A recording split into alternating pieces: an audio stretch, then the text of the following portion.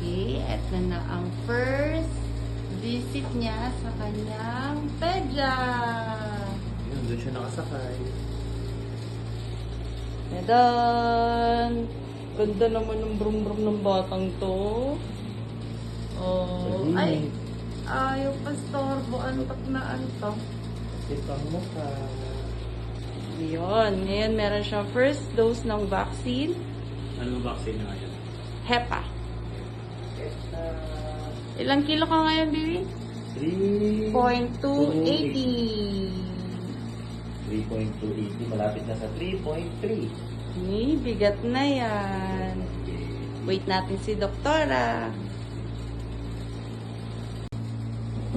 Ayan ang kanyang... Ano ba tawag niyang car seat? Thank you po kay Tito Kit. Ayan o, komportable siya while naghihintay sa pedya. Tingnan natin kung iiyak siya mamaya. Again, today is August 10. So, first vaccine niya, first visit sa pedya.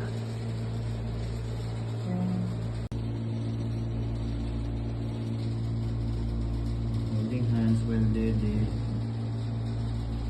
Hindi ako aalis. Tanggalin mo na yung kamay mo sa kamay ko. Holding hands ka pa. Hawak kamay. Kulit eh. Dede ka lang hawak pa kamay kay Dada. Clingy. Clingy yan. Okay. Ha.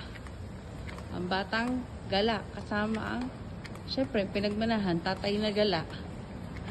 Alis na tayo ngayon sa Mandaue Home. Maghahanap tayo ng dining set. Kasi excited na si Dada bumili ng high chair. Kaya kailangan niya ng dining set. Hello mo naman, Shkin. Hello. Ay, tulog. Ay, pastorbo.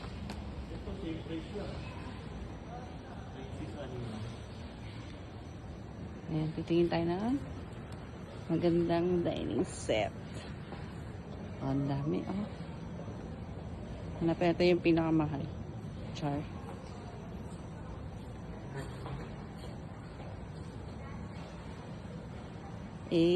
Hanap ng gagastusin.